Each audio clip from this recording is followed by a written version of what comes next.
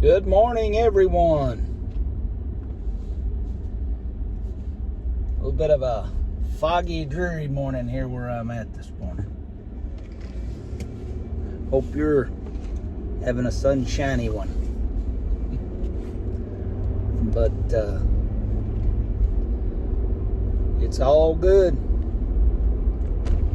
I was thinking this morning as I was reading in the book of Nehemiah. He's going through his prayer there in chapter 9, and he talks about the ancestors that came over from Egypt, that escaped Egypt, escaped their slavery and their bondage. And I always think about them in the light of how true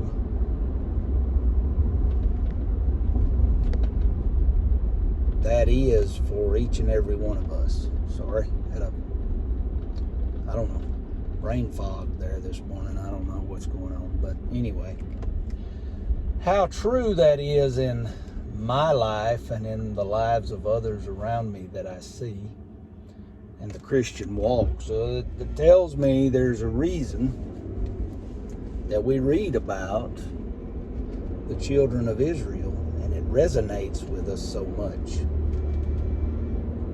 You know, what happened, obviously, is God, the children of Israel, allowed themselves to be sold, for lack of a better term. That's what happened. Sold into slavery. You know, it was during the drought. They sold, basically, if you read back through Genesis, they sold everything they had, including themselves, to get food during the time of drought. Egypt had stored up the grain. So they had these years, hundreds of years of slavery. And Moses was instructed by God to come back from the land he was in and to free God's children. And he did. But the whole time that they were out there wandering in the desert,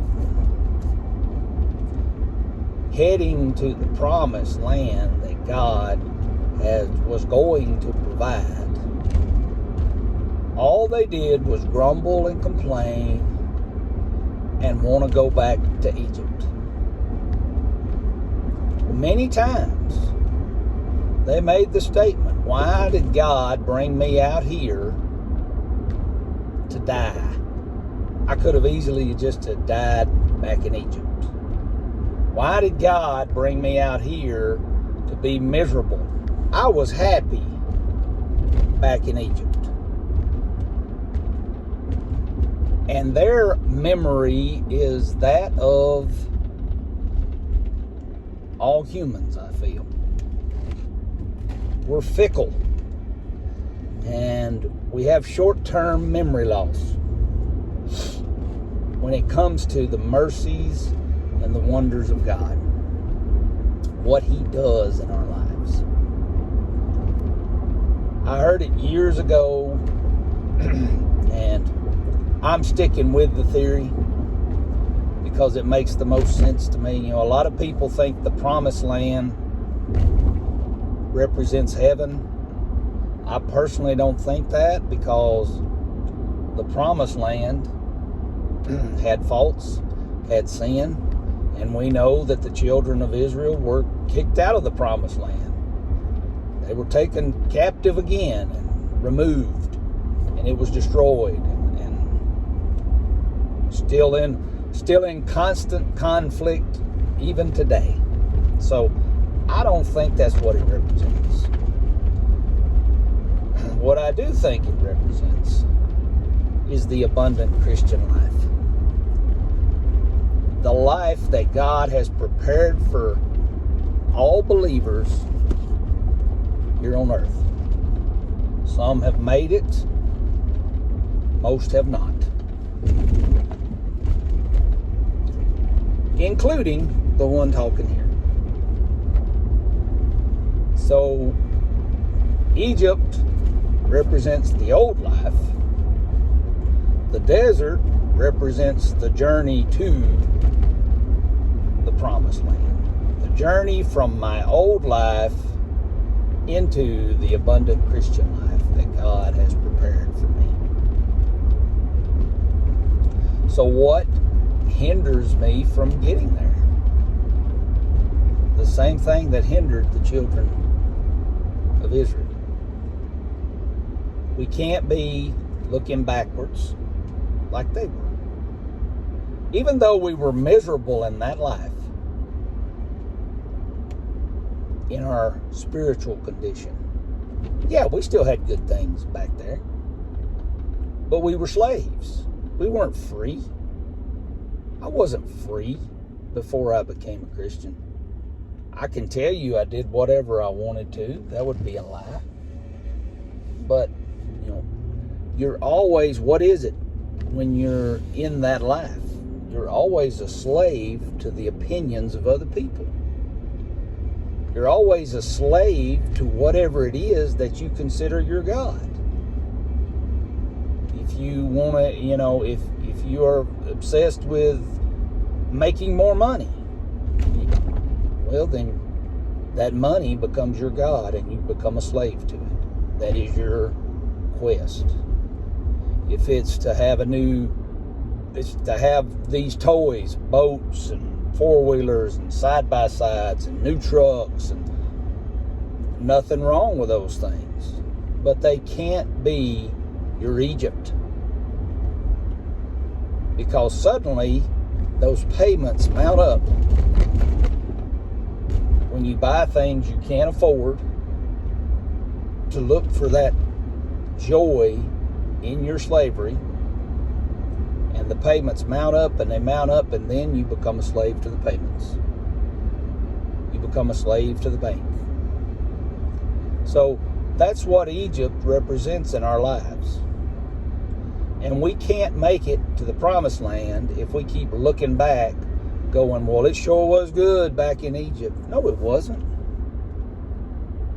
We read in the Bible that God says, I've heard the moaning of my children in Egypt.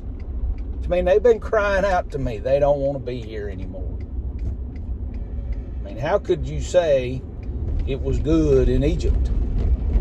They were taking your firstborn, your sons, and killing them, drowning them in the river, throwing them in the river, killing them. But it was good back there? Come on. But yet, that's what they had. That's number one. We can't look back. Number two, we can't be groaning all the time. Folks, if you're a born-again believer of Jesus Christ, you have nothing to groan about and complain.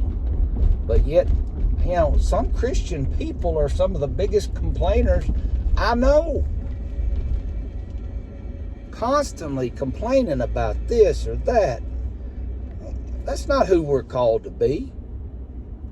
And when we have that attitude, we're going to wander around in the desert and never reach our final destination. We're not going to make it to the promised land wandering around groaning in the desert. It's just not going to happen. That's not how God works. He doesn't work in our groanings and complainings. He works in our groanings when we're brokenhearted, but not when we're just complaining. Doesn't accomplish anything except separate us from God. God is not a complaint department. And the third point I want to make, what kept them from fulfilling their destiny sooner, is fear. It's fear. We are afraid of what God has for us on the other side of the Jordan River. I know what I've got here. And yeah, it's not ideal. but I know what I have. You know, the old saying is, the evil you know is better than the evil you don't. Well, that doesn't apply for the goodness of God. The good that he has is not better than the good that I have for myself. His good is great. And I know that. No question in my mind.